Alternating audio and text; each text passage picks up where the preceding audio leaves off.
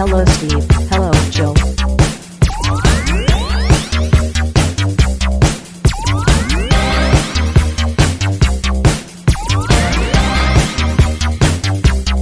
It's time to game classy. Steve, just so you know, you're muted. How about now? Ooh, there you go. Well, holy shit, you sound fantastic. Dun, dun, dun, dun, dun, dun, dun. What'd you do? Are you on like a special microphone now or something? No, I'm just on an actual computer. See, were you on your phone before or something? I was, but I'm on the same headset I was using, which is really weird. It's yeah. Now you're on an actual computer, and everything is peachy keen. Look at that. You sound. I missed the sound of your robusto voice. Oh, very good. You can enjoy it. Our fans will be like blown away. They're gonna be like, "Holy shit! Oh my god!" It would have been better if we just didn't say anything about it. No, and just don't acknowledge it in any way. No. I would have, except if I was prepared for this. I was not prepared in any way, shape, or form. I see. Well, you could always just cut the like initial part out. And we can disavow any knowledge that my audio is improved. Well, I mean, and lose all of this solid gold, a solid gold discussion. Yes, it's gold, Jerry. It's gold. It's gold, Jerry. It's gold. Suck disc. It's gold. Suck disc. Yeah, you got to play this game. Why? And speaking of, we get to discuss this week something that's near and dear to my heart. Warhammer Total War.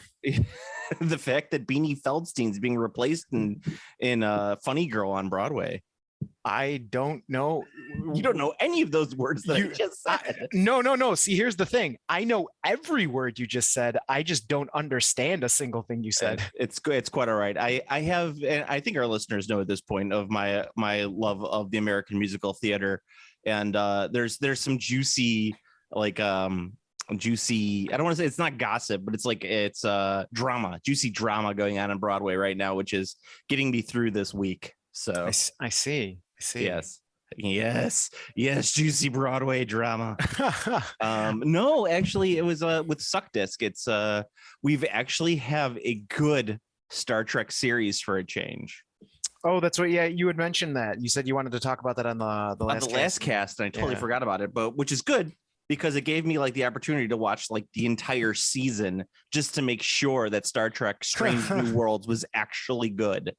And it is, sir. It is fantastic. I'm not going to say you're wrong, obviously, but I am definitely skeptical and surprised. No, I do not doubt your skepticism, sir. Because my God, Picard, holy fuck, is Picard bad, dude. Picard Shatnered the bed. But no, like not even close. Like I don't know. I think Picard is probably worse than what was the really shitty Discovery was the worst one. Oh, you think Discovery's worse than Picard? I don't know. No, Picard is worse. Oh, okay, very good. But for different reasons. Like Discovery is just anti-Trek, in my opinion. It's like it's too emotional, and it's too no, everyone's yelling. Yeah, and it's too fast and actiony. So anyway, just to catch our listeners up on this, Paramount had like one of those, $1.99 for the first month, free trials, whatever, and I was like, okay, I'll give it a try, because I've heard good things about Strange New World, and I'm like, whatever, like, there's always like the hype machine behind it. Like every one of these companies has like a room full of Chinese slaves that just sit there and like click on like how awesome their new product is, just so it builds up hype, right? It's universal at this point. They have these farms, but I was like, this one's getting a little bit more than I normally see, so I'll give it a try. And holy shit, is it exactly what I want in Trek. Wow. Yeah, it's slow, but not too slow, right? It's not like season 1 next gen slow. Yes, I mean, which is funny because Encounter at Farpoint is not slow, and then it suddenly it grinds to like a halt. Yeah, that first season of Trek is like, there's of next gen, there's maybe like 3 or 4 good episodes in that first season. Farpoint's good. Yeah, well, that's what I'm saying is like aside from Farpoint, which I know is a two-parter, but I count as one. It's there's maybe like 3 or 4 other episodes that are decent in that season. But it's it's not like it's not like the original series. Like it feels like a really, really good blend of the original series and next gen, where it's like they talk about a lot of things that are very like Topical. Topical. Thank you. That's a good way of putting it. But it talks about topical discussions and things like that, along with having really fun characters. And holy shit, Pike is the exact captain that you need in a Star Trek show.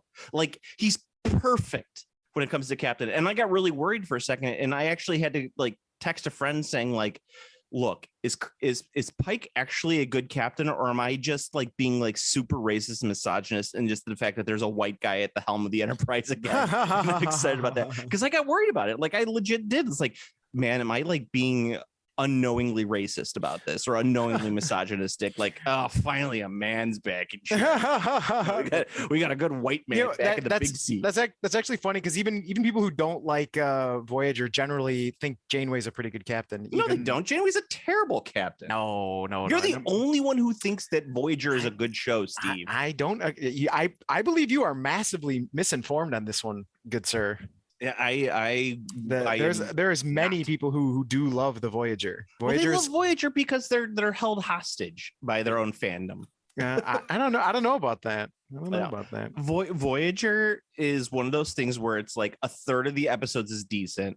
Next Gen is one of the few ones where it's about like half to 2/3 is good. And the original series, it's like about it hits about a third, maybe half. Yeah, I think I found that the frequency of good to bad episodes in TOS kind of reminds me about the frequency of good to bad episodes in Voyager, which is there's not a lot of good ones. It's just that for the time, some of those episodes that we considered kind of like on borderline, like that, like they could go either way, good or bad. But like it's just for the time they were very good because they were the only things out there. But now that we've had better science fiction, there's coffee in the nebula. Yeah, exactly. The only thing that was like maybe out of Strange New Worlds, there was maybe like 1 or 2 episodes that I was kind of like meh. There was one episode that was like a straight ripoff of a plot from Stargate SG-1 that I was kind of I was like, SG-1 did this exact same plot and did it better. It was still a good episode, but it was like meh. And then there was definitely a couple. And the great thing is, Steve, there's humor in it. It's funny. Like they actually do like some quirky stuff like the original series did. Like remember on what was the one with the Corbomite maneuver? Well, not necessarily the Corbomite maneuver, but like the goofy ones, like where God, I can't think of it. There's goofy ones, but I mean there's also like there's a lot more brevity in TOS because like especially like Bones and Spock. Levity, not brevity. That's right. Yes, levity.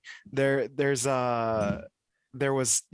some solid ribbing always between DeForest Kelley and Leonard Nimoy. It's more than that. Okay, so like I laugh. I always go to the pandemic episodes. The episodes where there's a virus on board. Yes.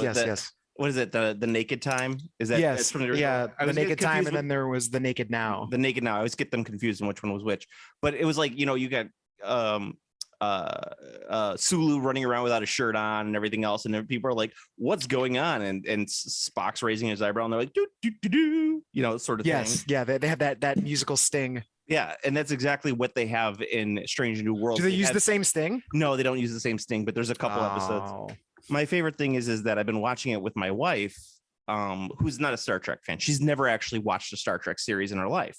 This is the first Star Trek series she's ever watched. And of course, she's paying half attention, but I'm always going like, this is a reference to season 2, episode 1, A Mock Time, where Spock has to battle for his love to bring, blah, blah, blah, blah, blah. And I've been like, this has been your weekly Trek fact. Please type stop to unsubscribe.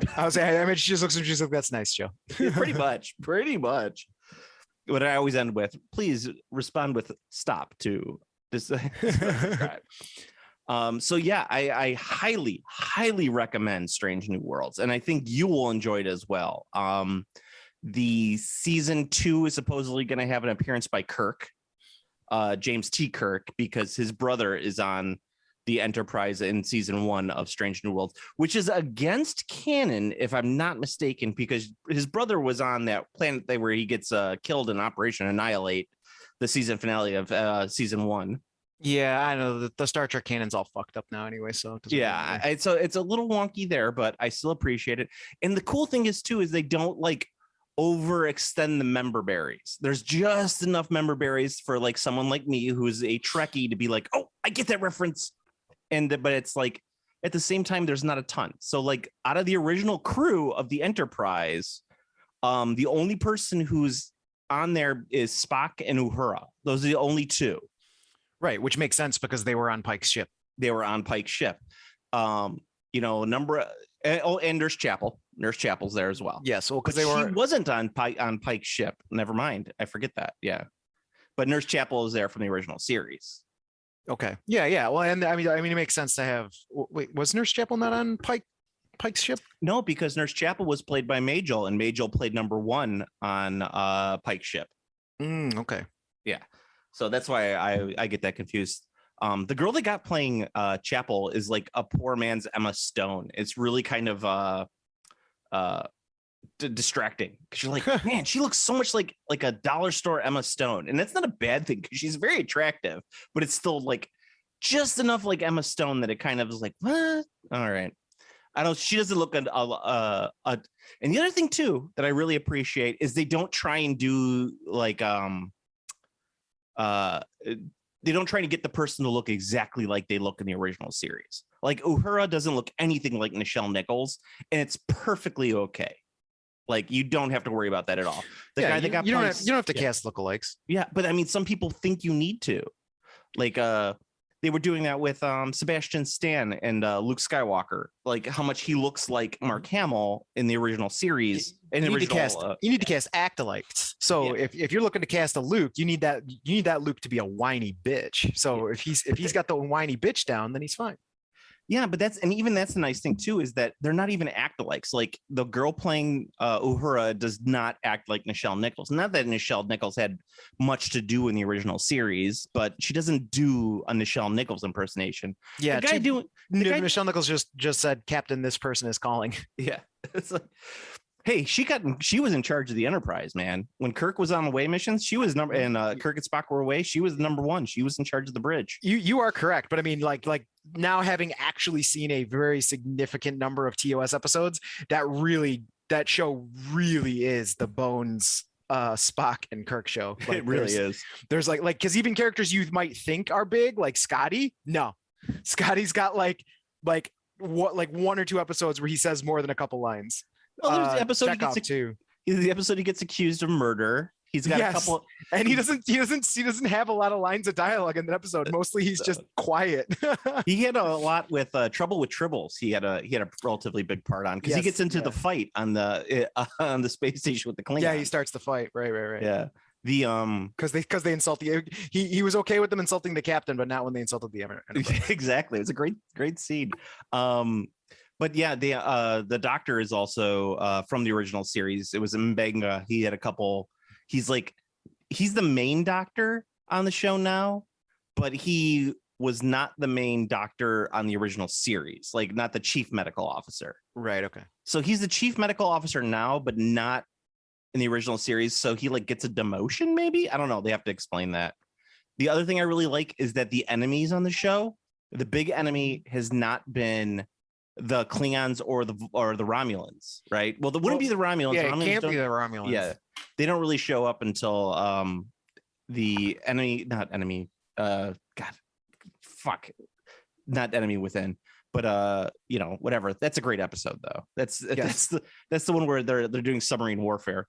That's not enemy. That's not enemy. Then that's I know what it is. It doesn't matter. I don't remember. Yeah, it doesn't matter. But the Klingons. There's no Klingons in the first season, which is Balance amazing. of Terror. Balance of Terror. Yes, that's the one. But there's no Klingons in the first season. Like awesome. Like the main enemy has been the Gorn. That's pretty cool. Yeah, and I know you love the Gorn. I love the Gorn because it's the Gorn hegemony, and hegemony is my favorite word for ruling thing. It's like the word rubbish. Yes, I really like the word rubbish. Yes. You wouldn't give me the orb? Well, that I would have to leave, and that would be rubbish. Rubbish. Yes. So I mean, I guess what I'm saying is that if you like Trek and you want a kind of like, it's almost like a soft reboot, and I'm okay with that. It's like if they continue with the way that they're doing it, I'm all about it. Yeah. If this show runs for like, let's say, the other weird thing, which I didn't know how I would feel about it, but I guess it's been okay for in terms of character development, is that Pike is aware that he's going to end up in the beep beep chair. He knows he's going to be in the beep beep chair. Yeah, he was given a prophecy, like he was given a vision of his future, and he knows that he was going to be in the beep beep chair. So he tried to get out of Starfleet, and then Starfleet brought him back in. Huh. Yeah, because he keeps trying to get out of his destiny. He's trying to get out of, like, he knows that's his destiny, and he's trying to get out of it. Okay. Which is interesting, but he's like also accepted that it's going to happen. Like, so it's like, okay, I know this is going to happen, and it's going to happen for good reasons. Like I'm saving a bunch of people, and I'm going to end up in the beep beep chair. Right. It's not like it ends up that bad for him anyway, because he goes to the planet where like they restore him. So yeah, well, I mean, they don't really restore him. They just they do, but they don't. They mentally restore him. They give him an illusion that he's going to be restored. But that makes him like, I mean, that's, that perception is reality. That's a whole philosophical argument. But it's all Plato's cave, Steve. Yeah, it's all Plato's cave. Yeah, but what about the plucked chicken then? Behold a man. Diogenes is a baller. I love Diogenes. Two different philosophers. I just love the idea of a dude who fucking lived in a giant jar who's just like, wait, Plato's talking, I'm gonna go fuck with that guy. Plato, hold my beer. Yeah. He just like he like looks out of, like, you just see two glinting red spots out of his little fucking jar. You're like, oh, Diogenes is coming. Plato is speaking, Diogenes is coming out. Yeah. Yes. So the end result is Strange New Worlds. I'm super excited about. Fantastic. I might go back and rewatch Discovery season 2 or 3, whatever the last season was, because I've heard that it has a lot more of that feel to it. And I wouldn't be surprised if, like, after 3 or 4 seasons and Pike ends up in the beep beep chair, they don't bring in Kirk and the original crew to kind of do a reboot of the original series. Yeah, just make it Star Trek again. Yeah, Star Trek again. That's a great name for it. Star Trek again. Yeah. Oh, in the finale of season 1, Steve, I shouldn't give this away too much because it is a bit of a spoiler, but Pike is shown a vision of his future, and he's in the movie uniforms, the red with like the big puffy collar. Oh, nice. I was like, they brought that back. That's a nice touch. I always loved that uniform. It looks horrible, but I also think it looks so retro and wonderful. Yes, it's bad, but it's like you like it. Yeah, because in the movie, in the motion picture, the Star Trek 1 uniforms, they're all like wearing like really like comfortable looking, like there's like no sleeves on anything, and everything's V cut, and like they're wearing like yoga pants and shit like that. You know what is weird, interesting about that? Someone pointed out something in it, or someone was talking about something in it but it's bugged the crap out of me ever since. But in TOS they wore boots because they were always like running around and like going on like planets and stuff. But in TNG they have fucking dress shoes, and like they do like away missions in dress shoes, and it's just there's just no way, like there's no way that's gonna happen. I'm assuming by the 24th century orthopedics is advanced enough that they just like those shoes are the most comfortable things on the planet and in the galaxy. Oh yeah, they just look like uncomfortable shoes, but they're actually like hype and like super nice or whatever. Yeah, like literally they scan your feet and create shoes. They beam shoes onto your feet. Like you don't even put those shoes on. Like they just Well, you know what? Because it's science fiction, much like fantasy, if the answer is a wizard did it, I have to allow it. Your answer is because science, I have to allow it. Yeah, that's it's because of transporter. That's right, because science. which is part of the reason why the Pike thing is kind of weird, because it's like, did everything figured out that in the transporter they can just like reset everything? Like there was a whole episode because there's always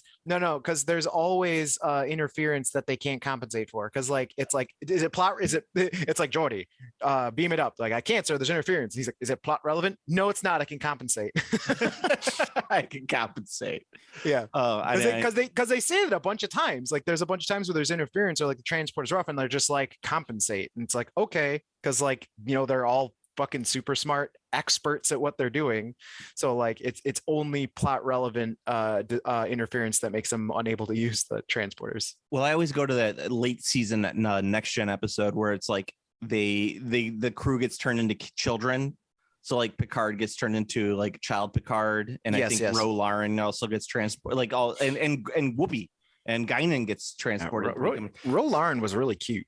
Yeah, she was the captain of the Pegasus in season 2 of Battlestar Galactica. She sure was. She was still cute. Yeah. Well, I mean, find me a non-cute Bajoran, and like I'll even take Kai Wynn. Yeah, you know what? You're right. Kai Wynn, despite the fact that she is repellent in every other capacity, she's pretty cute. She's still got it. Bajorans are cute. Yeah, but God, you're racist. Because Bajorans are cute. It's all Bajorans are cute. Yep. So yes, I highly recommend Strange New Worlds, and I hope it continues to be as good as it was this season. Well, I will be happy to watch it if they do the discount tier for Paramount Plus again. Yarr. Yeah, that's just more effort than I'm willing to put into anything, you know. It's true. I don't know if it's necessarily worth the effort of going and pirating, but you know, yeah, it's always an option. Yeah, that's the thing. That's the thing. Peace was never an option. Like, for me, it's just like there's so little. Like basically, I guess I would say if I'm motivated enough to pirate it, I would be motivated enough to pay for it. Yeah, it's a good way of looking at it. That would be, because like, you know, and it's like, it's not like pirating is hard. It's just like it's an extra hassle that I don't need to worry about, because there's just so much content available at every fucking moment. I don't really feel the need to be like, I gotta see this one show. But do you have the need for speed? No, I don't. So I know you wanted to talk about your accomplishment in terms of video gaming. Which one? Oh, yes. Finally, I was thinking about, because the other thing, I'm at the final boss in Sekiro, which is another one. But yes, I finally won a Total War campaign. Finally. Dude, that game is hard. You know it's hard. I know it's hard. That's why I've never beaten it. Yeah, that game is hard, bro. I've never even gotten past like turn 100. Yeah, no, I did it in sub 300 turns. I won a long dwarf campaign. Oh, well, there you go. Yeah. Did you feel like accomplishment? Did you feel that it was really fun. Yeah, I felt pretty good. I felt good because I got to a point where I was really getting my ass handed to me by chaos, and I was like, fuck, I gotta start a new campaign. I can't win this. But what I ended up doing is I ended up loading an earlier save and just changing my tactics, and I ended up winning the campaign, which was awesome. But yeah, no, it was really challenging. But I found that, and I hope that my vampire counts playthrough ends up the same, but it turns out that if you play the dwarf campaign really like a dwarf, shit gets better, like much better for you. Like, should play it like a dwarf. So what playing it like a dwarf means? So it means, like, for example, one of the reasons Archeon was kicking my ass is because I was like rolling out to meet him with my army. So I was like, I'm gonna go fight Archeon, and like I would show up and he would just beat the shit out of me because his army is insane. And I was like, well, shit, like I can't do anything about this army. It's too fucking strong. Well, if you just play like a dwarf, which means get in your fucking house, you just get in your fortress and just gear up and don't leave your fortress. Eventually, Archeon attacks your fortress and you can defend in a siege and beat his ass. Well, yeah, that makes sense. Yes. You know what? I've always kind of said that about, you know, the way that GW designs even its armies is like you have to play like the way the designers intended for it to be played in order to really do it well.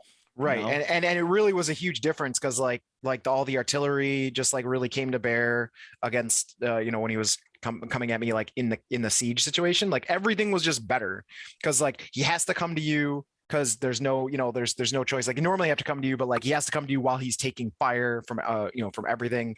The only thing you have to worry about are his hell cannons, which you can counter with gyrocopters. Like it was really good. Like it was pretty awesome. Do you feel prepared for Total War 3? This is still Total War 1. I know.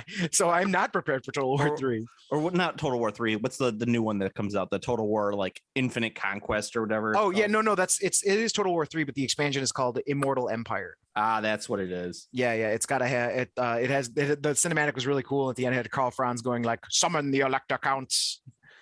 Yeah, it looked really cool. And then you have like the Electric Cuts come out and, oh, hello. Yeah, they're all I'm just riding on my griffin. They're all just a bunch of mega fops. Yes. It was Each pretty cool. one with a hat floppier than the next. Yeah, so I'm looking forward to seeing how the vampire counts play out. Like I was actually gonna go fight the dwarves because the quests were like, you should fight these dwarves, and I was like, but I can't get more zombies if I kill dwarves. So I was just like, I'm just gonna kill more humans, and so I'm doing that to try and enhance my undead horde first before I fight the dwarves. So Are you doing like are you Manfred? Not Manfred. I am Manfred. I did not go with Vlad. I did not go with Vlad. Vlad is the harder vampire campaign.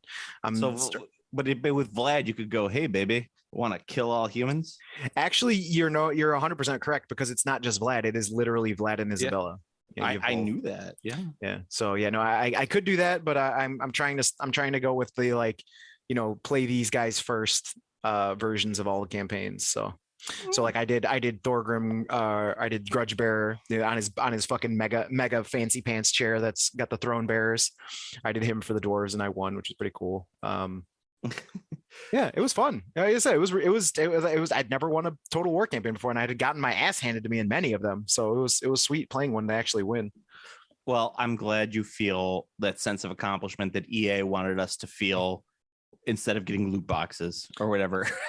Remember that from back in the day? Oh yeah, sense of accomplishment. Yeah, no, it was fun. It was nice. It was pretty cool. The thing that was nice about it is it felt like I actually like paid, like my strategy paid off, which was cool. Like that's one of the things that was nice about it, is like I actually changed my tactics and I was like, oh, I actually won this time because like I said, I was playing before I reloaded my save, I was getting my ass kicked, but like actually seeing it be more of a change in like my tactics rather than just like save scumming was really cool. That was something that was cool. Well, I mean, save scumming is something that's super common in RPGs and stuff, like CRPGs. That's like a normal thing you just stick up. I failed my charisma check, so I'm just gonna reload the save and try and pass the charisma check. And that's not pronounced really charisma. My charisma, and that's not as rewarding as like, or maybe not, maybe rewarding is the wrong term, but it's just like it feels different just being like, yep, I'm just reloading until this dice roll succeeds, to being like, oh, I'm actually choosing to do things differently and it paid out this time because I chose better, which is cool. You have chosen wisely. I have chosen wisely. Anywho, so let's get to some gaming news, shall we? Do we have gaming news? Do you have news? There was the big reveal. There was a preview, a Warhammer preview this weekend. The Summer Skirmish Online, where they talked about all the specialist games. Oh yes, is the Hashut who are not Chaos Dwarves? Yes, they talked about the new edition of Warcry. This is not just a Xbox expansion like the last two were. This is actually a new edition. Warcry, Heart of Gahur. And they have the two new warbands in there, which are like some nurgly looking dudes. The Rotmire Creed. They have and then they have the Horns of Hashut. Yes, which is really weird because there's not a single Chaos Dwarf in that entire warband. I told you. I told you. But these both warbands look fantastic. Yeah, they look great. They've been blowing them out of the water with the sculpts lately. Yes, there are no Chaos Dwarves in there, there is the Chaos Dwarf Centaur, Bull Centaur, which is interesting. Yeah, well, is it a Chaos Dwarf Bull Centaur, or is it just Bull Centaur? It's a Chaos Dwarf Bull Centaur. He's got the same armor as the Chaos Dwarf in the other warband. So, there's going to be a Chaos Dwarf army. Like there is a Chaos Dwarf in Warcry already. Yeah, there's going to be a Chaos Dwarf army. Like there's no question about it. Like it's just when they're like they're just drip teasing it at this point. Well, yeah. And there will be, that's going to be the next Age of Sigmar army for sure. It's going to be The Chaos next Dwarfs. new army. The next you new think? army. Yeah, it's Yeah. going to be, I think the next new army is going to be Chaos Dwarfs. It could very well be. It's, you know, they've been going to the extreme lately with pulling stuff out of their asses that they've been sitting on. Yeah, so signs are pointing to it. And the thing that's interesting about it too is are not interesting. There's speculation about it. So because like all of the hinting of the Chaos Dwarves was surrounding Kragnos, because Kragnos brought the first like those weird looking little sculptures that kind of looked like Chaos Dwarves. Yeah. And then you find out that those were, they confirmed that those weird little sculptures were built by the Hobgrots, the Hobgoblins, which were you know, the Chaos Dwarf staple. And like the Hobgoblins, it even says in their lore that like their gear is made by distant you know, they basically, you'll say without saying, their gear and stuff is made by the Chaos Dwarfs. That's why it looks like this, because they have that kind of like unique looking gear. Yeah. But that's all destruction stuff. And obviously Kragnos is destruction, and like the Hobgobs are all destruction. So the speculation, and by the speculation I mean my literal speculation, just me, is I think they might be the first dual faction army. I think they might be the first army that has both destruction and chaos in its tags. Might be. I always thought that they should do that. They should do like dual faction like that. Yeah, I thought that'd be pretty cool. The other thing too is if it's a balancing reason, like they don't want to have an army that has both, what they could do to kind of split the difference is you can have your general determine which keyword your army uses. Yeah. So I mean, so you can be like, yep, your general is this guy, so you're using destruction. So that means you have access to destruction allies, the Hobgrots, Kragnos, etc. Yeah, and you could also be limited in many ways, like in what you're doing. But yeah, the general I think would be the important thing out of overall. Yeah, so it does. I think it's cool. I dig it, I should say. Well, I mean, because they did all the stuff with the squats. Well, first of all, they did Plastic Sisters not too long ago. I mean, it feels like a long time ago, but it really wasn't. Nope. Then they brought in now they're doing the squats, which is something that they said they would never bring back. But they did. They back. and I'm surprisingly underwhelmed by them. I do really like their dreadnought. Their dreadnought does look like a ball, so I like that. It does look like a ball. I like that was the one thing I wanted. I was like, come on, give me an egg. Give me an egg. We need eggs. One. You mean the Terminators, not the dread? No. They legit have a big. Their dreadnought equivalent. It looks like a big ball. I don't remember. I didn't see that one yet, but yeah, I haven't really paid much attention. I saw it was actually, I think you probably didn't see it because I believe it was spoiled today. I'm not sure. Maybe. I saw it on Twitter today, so it might actually be. Was it tweeted? Yes, it was tweeted. It might actually be completely brand new. Yeah. The other thing that they previewed was the new Underworld's warband, the Hunters, the Hexbane's Hunters, which are old school witch hunters. They're just that's a Mordheim warband. Yeah. Well, I was talking about how Warcry should be the new Mordheim. Like they should be treating it more like Mordheim in many ways. Like one of their expansions should be like a Mordheim-esque, like Cursed City. They should do a Mordheim Cursed City kind of crossover with Warcry. I think that would be awesome looking. Yeah, cool. I'm gonna get this warband just because it looks so Mordheim. I mean, it legit just looks like a Mordheim warband. Like if you were to, if I didn't know what they were and you were to just show me those models and be like, dude, check out these new GW models, I'd be like, are they re-releasing Mordheim? So there's one figure that I wanted to talk about with this warband that made me laugh real hard. So it's like their equivalent of the Youngblood. It's this kid, this band where when I first saw it, the way that they painted the figure, it makes it look like a boy with like curls, like a little Lord Fauntleroy curls. Oh, like a little Dutch boy. Oh, okay. you know the boy that sticks his finger in the dike. Yeah. Boy. He's like, oh, I've got a plum in my finger. Exactly. Like, oh, there's a hole in the dike. I must plug it with my finger. Mm-hmm, like, And I was super excited because I thought that they did that on purpose. But then I saw that it has boobs, and I'm like, oh, it's a girl figure. Oh, they just painted it really bad. Oh, It's not a bad paint job. It's actually a really nice paint job. It's just, I guess the face looks a little manly for your little dream of a foppish boy. I want a little foppish boy in my warband. Yeah, you don't have a foppish boy in your warband. I'm sorry. Oh, I should do that. I should sculpt up a bunch of little Dutch boys for my warband. Go for it. Oh, we have chocolate in our warband. You could probably find a 3D scan of the old knight errant head that looks like that. I mean, I could probably find, like, within 10 minutes, I could find a bunch of sculpts of stuff that looks like little Dutch boys I could put in my figures. Oh. But I just don't have the effort and time right now to do that. So I see. Yeah, right now I'm finishing a very large project, and then I have a commission from Kevin to do some stuff. So I got to get working on his stuff. And I know you want some stuff taken care of, but that's probably on the back burner for a while. Yeah, that's not anytime soon. I'm still painting some Stormcast right now, so gotta still paint the Stormcast. Yeah, I gotta paint the Stormcast. I gotta paint these Storm boys. Then they have another army that's kind of been on the back burner that's getting released in Blood Bowl form. They have an Amazon team for Blood Bowl. The what are they? Are they just the Amazon team? Yeah. They're just called Amazons, right? They're the Piranha. The Kara Temple Harpies. That's what it is.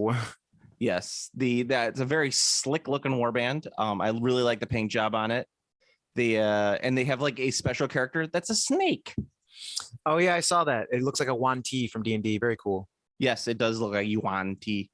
I don't know if that's Yuan Ti or Yuan Ti. I think it's Yuan Ti, but I don't actually know. Yuan Ti makes it sound like it's a guy from Mexico. And then they also did another army that for the new Kill Team box, they brought back the Kroot. That's pretty cool. I know, and the models are super sweet. Absolutely adore. I always like the Kroot. I wish they did more with the Kroot. Yep, the Kroot were sweet. The Kroot were like one of the most. They were just one of the most popular like not armies like ever. Like I remember people would just be like, I want to do a Kroot army. Like that was like at the bunker. Like that was like every single person was like, yeah, I don't really like the Tau, but man, I want to do a Kroot army. Yeah, well, that's because I think at the time Tau were just terrible. No, they were decent at that time. They weren't good, but they were like decent. But I mean, I was the same way. I was like, I don't want to do a Tau army, but the Kroot are really cool because I mean they're neat. They're jungly. They're really unique. They're not like a norm. You know, they're tall and thin, and they're like the weird faces. They are not like any other 40K army like at all. They're cool, and they've got that like the quasi low tech. They're kind of like I'd say a more accessible version of the primitive Eldar. I don't know. Yeah, the Exodites. Yeah, Exodites. Yeah, so they were a more accessible version of the Exodites, and people loved the Exodites because they're playing a sci-fi game. So what do they want? Fantasy. What do they want? They want dinosaurs. You got dinosaurs? Yes, that's exactly it. It's like I'm playing a sci-fi game. What do you want? I want dinosaurs. I want an army that's only going to be limited to one planet because it can't move its Diplodocus. Yes, exactly. Well, I did really enjoy that though in the Infinite and the Divine when the Necrons flew one of their control ships into a Brontosaurus. Like they just flew it right into the side and exploded it. It was a very fun scene. Pretty lit.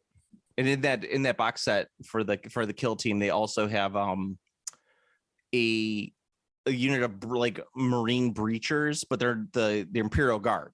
They're Imperial Guard like breachers. So they have like diving suits on and like storm shields and shit like that. They're really sweet looking. It does sound pretty sweet. Yeah, I was greatly impressed by that by that army.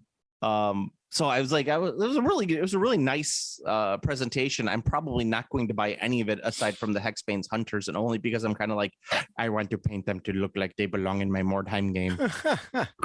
Even though they're like a head and a half taller than that. I mean, same. I'm like I said, I got my Stormcast. Hold on a second, Steve. We gotta end and restart.